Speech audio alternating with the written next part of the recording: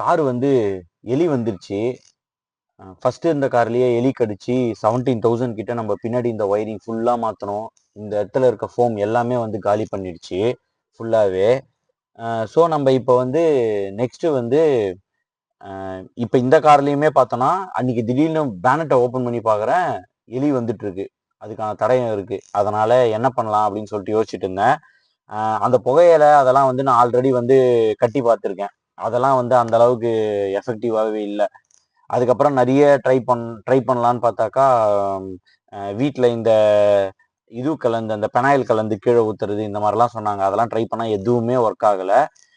லாஸ்ட்டாக வந்து அந்த அடியில் வந்து மெஷ் நெட் அடிக்கலான்னு சொல்லிட்டு பார்த்தேன். ஆனால் அது அடிக்கிறதுலையுமே வந்து நிறைய பிரச்சனை இருக்கு. ஓட்டை போட்டு போல்டு போடுறாங்க அடியில். அதுவுமே எனக்கு பிடிக்கல. அப்புறம் சர்வீஸ் பண்ணும்போது அதை ரிமூவ் பண்ண வேண்டியிருக்கு. அதனால அது திருப்பிடிக்கும். அதனால அதுவுமே எனக்கு வந்து வேணாம் அப்படின்னு தோணுச்சு. அதுக்கப்புறம் கடைசியா வந்து 2 ஆப்ஷன். என்னன்னா, ஃபர்ஸ்ட் வந்து அந்த ராட் ஸ்ப்ரே வந்து வாங்கி டெஸ்ட் பண்ணலாம் அப்படின்னு சொல்லிட்டு ட்ரை பண்ணேன்.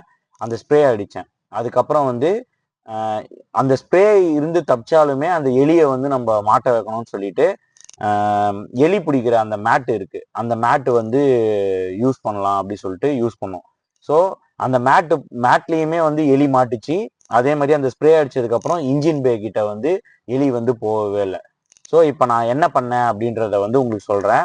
ஃபர்ஸ்ட் வந்து நீங்க ஒரு விஷயம் வந்து எப்பயுமே வந்து ஒரு 3 வீக்ஸ்க்கு ஒன்ஸ் கண்டிப்பா வந்து நீங்க எப்பனா கார் எடுக்கும்போது பேனட்டை வந்து ஓப்பன் பண்ணி பாருங்க. அப்பதான் வந்து எலி வந்திருக்கா, எதனா வந்து பூச்சி எதனா வந்து போய் இருந்தா கூட உங்களுக்கு தெரியும். ஸோ பேனட்டை வந்து ரெகுலரா ஓப்பன் பண்ணி பாருங்க. அதை பார்க்கும்போது தான் உங்களுக்கு வந்து எப்படி இருக்கு அப்படின்றது தெரியும். ஸோ இதுதான் அந்த ராட் ஸ்ப்ரே. இதை தான் வந்து நம்ம இப்போ டெஸ்ட் பண்ண போகிறோம். ஸோ டெஸ்ட் பண்ணி முடிச்சுட்டு வந்து எப்படி இருக்கு அப்படின்றத பார்ப்போம். வெளியில கார் எடுத்துட்டு போயிட்டு அடிச்சு பார்ப்போம். அடிச்சு பார்த்துட்டு உங்களுக்கு வந்து இது சொல்றேன். இதுக்கப்புறம் வந்து ராட் மேட் வந்து எப்படி யூஸ் பண்றது, எப்படி வைக்கணும் அப்படின்றதையும் சொல்றேன். ஃபர்ஸ்ட் இதை வந்து பார்த்துட்டு வந்துருவோம்.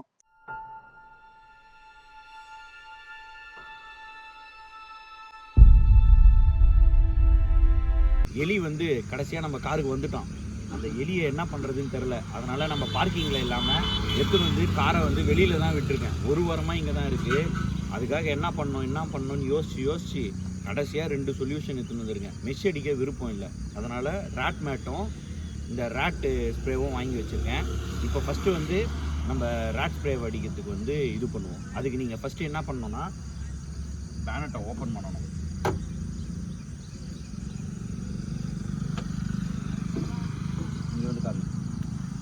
பேனட்டை ஓப்பன் பண்ணிட்டு இங்கே பாருங்க, எலி இருந்ததுக்கான தடயம் இருக்குது லைட்டாக.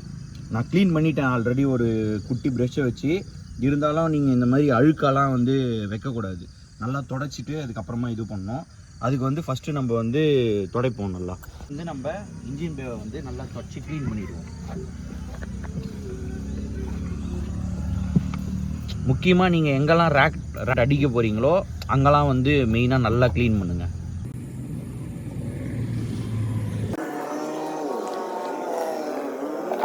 நீங்கள் க்ளீன் பண்ண சொல்கிறதுக்காக நீங்கள் வந்து டைரெக்டாக வந்து வாட்டரை வந்து இதில் ஸ்ப்ரே பண்ணாதீங்க.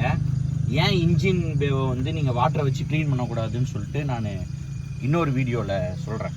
அடுத்து வர வீடியோவிலோ இல்லை அதுக்கு அடுத்த ஒரு வீடியோலையோ வந்து ஏன் வந்து நீங்கள் வாட்டரை வச்சு க்ளீன் பண்ணக்கூடாது அப்படின்றத வந்து நான் தனியாக ஒரு வீடியோ வைப்பேன். நம்ம ஃபுல்லாக க்ளீன் பண்ணிட்டோம் ஓரளவுக்கு. நெக்ஸ்ட்டு வந்து நம்ம வாங்கின ப்ராடக்டை பார்ப்போம். இப்போ நம்ம வாங்கியிருக்கிறது பார்த்தீங்கன்னா டாம்கேட்டுன்றதுல வந்து ராட் ரிப்பல்லன்ட் ஸ்ப்ரேன்னு வாங்கியிருக்கோம். இதை வந்து இப்போ நம்ம இதில் ஸ்ப்ரே பண்ண போகிறோம். அதுக்கு வந்து ஃபஸ்ட்டு என்னென்ன கொடுத்துருக்காங்கன்னு பார்ப்போம். இதை ஃபஸ்ட்டு நான் அமேசானில் ஆர்டர் போட்டிருந்தேன். 390 380 100 ml இருந்துச்சு. அப்புறம் ஜெப்டோ நம்ம தலைவன் ஆஃபர் தரான்ல இப்போ, அதில் 125 மைனஸ் பண்ணி வெறும் 250 ருபீஸ்க்கு வாங்கினேன். இதில் பார்த்தீங்கன்னா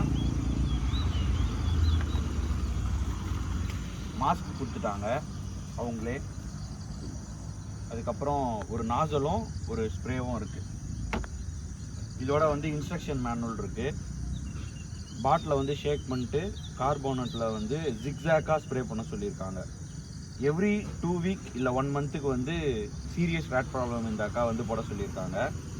மாஸ்க் போட்டுட்ருக்கணும். இன்ஜின் வந்து கம்ப்ளீட்டாக கூல் ஆனதுக்கப்புறம் தான் அடிக்கணும். ஏன்னா இது ஃபயர் ஆகிறதுக்கான சான்ஸ் அதிகமாக இருக்குது.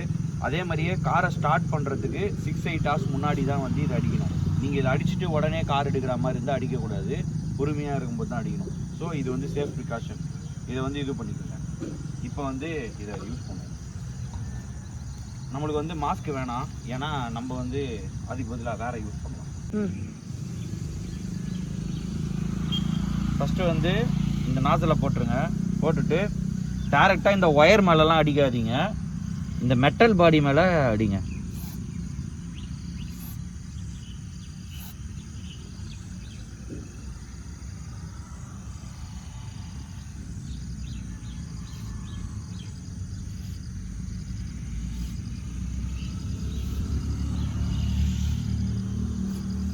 கொஞ்சம் தூரப்போம், ரொம்ப ஸ்மெல் வருது. பயங்கரமாக ஸ்மெல் வருது. மாஸ்க் போடாமல் அடிக்காதீங்க.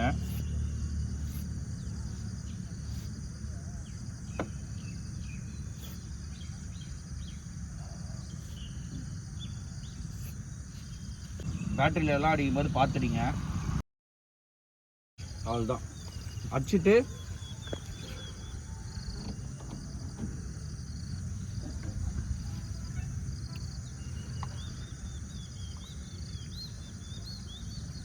சேஃபாக மூடி வச்சுடுங்க.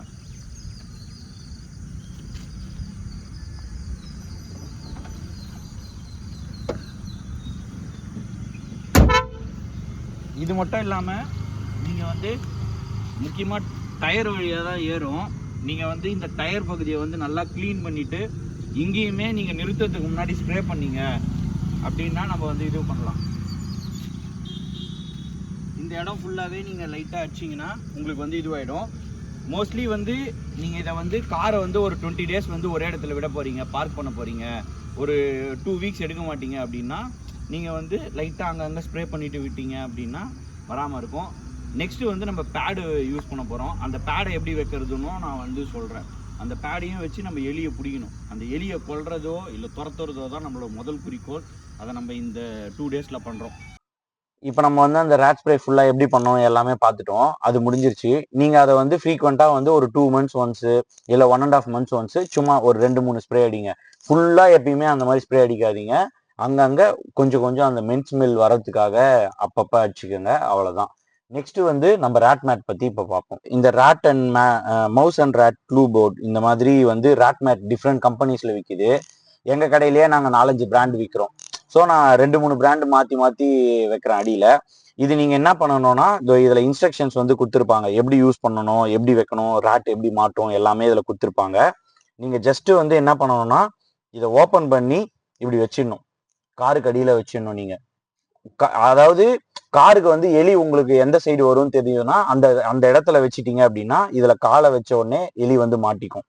இதை வந்து நம்ம அடியில் வச்சுட்டு உங்களுக்கு மாட்டின உடனே காமிக்கிறேன் எலி எப்படி மாட்டுது அப்படி சொல்லிட்டு.